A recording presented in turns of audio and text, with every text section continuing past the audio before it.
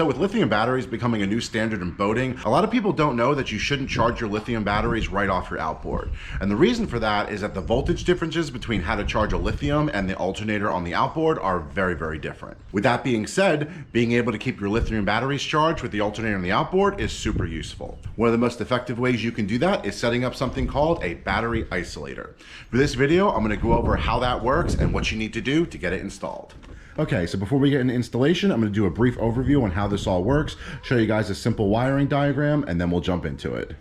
Okay, so the wiring diagram for this is pretty simple. We have to run a positive wire from the cranking battery into the isolator. Then we're going to be connecting the ground from the isolator to the AGM battery, and then running a negative wire from the AGM battery to the lithium battery. And on the other side of the isolator, we're going to run a positive wire into the positive end of the lithium battery. All right, so now we know that we need to use our battery isolator between the cranking battery and the lithium battery, and that the charge is going to bleed off from the cranking battery once it's full into the lithium battery.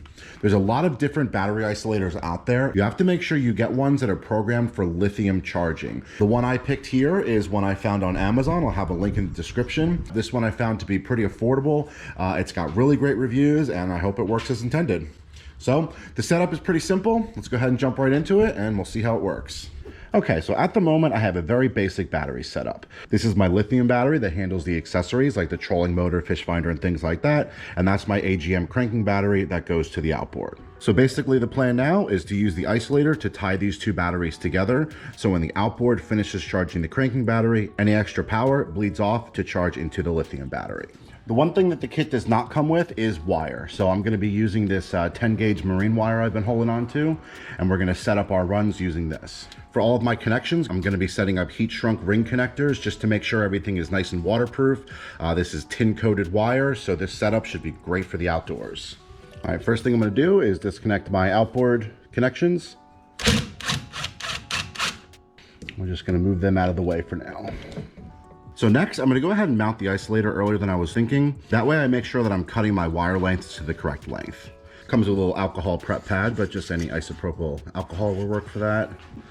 And then onto where your battery is going to install. Attach the Velcro to the bottom of the isolator. I'm a big fan of Velcro in marine applications. I feel this stuff works really, really well. All right, we're good. We're going to have to create a couple different cables at different lengths here, but overall it shouldn't be too bad. Basically, the main cables we're going to need to make, positive from your cranking battery to the main port of the isolator, then positive from the charging port of the isolator to the positive of the battery that's to be charged. After that, we need to run a negative cable from the first battery to the second battery, and then also ground out the isolator on your first battery, which is also going to ground to the motor block.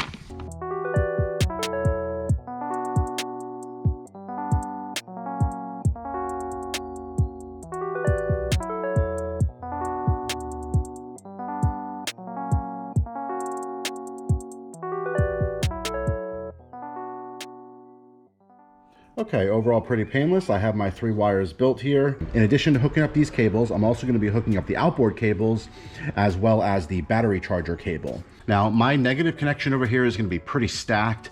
Ideally, I'm going to be adding a negative bus bar at some point, but for now, I just want to get this all wired up so it's functional. Okay, so we're going to start with the ground from the isolator, and then the negative cable that's going to cross both batteries. Outboard negative, and finally the battery charger negative. Next, I'm going to go ahead and connect the negative so we can get that out of the way, as well as my negative interrupt for the kill switch. I am bypassing the kill switch because I want this to charge even if the kill switch is off. Okay, so I am going to go ahead and flip the isolator around just to do shorter travel for the positive battery cable. I made this just a slightly bit too short. All right, so now that we have all of our negative connections in place, let's go ahead and hook up the positive connections. The first is going to be a lead running from the main section written on the isolator to the charging battery. While we hook this up, I'm also going to be installing the outboard cable as well as the charging cable. Okay, so now we have to hook up the positive cable from the isolator to the charging battery. Now, just keep in mind, if you're following along with this, I did flip this around to give myself a shorter travel for my one wire. I built a little thin. So if you're looking at the diagram, it's actually like this now. Now, this should complete the circuit for us. I'm also going to be including the accessory wire. This powers everything else in the boat, so we can make sure that everything else is working as well. Now, that should have everything connected up. So we'll just double check our diagram real quick. From my understanding, the way that you can tell this is working, an LED will light up on the isolator when power is being charged from one battery to another. There's no input power, so there's no power to transfer. I'm gonna go ahead and plug in the charger and see if we can get this to light up, and then we'll know that our lithium is charging. All right, I'm gonna go ahead and plug in. Let's hope for the best. I'm gonna switch this over to 12 volt. Now this AGM charger should charge the AGM battery, which should then transfer voltage into the lithium.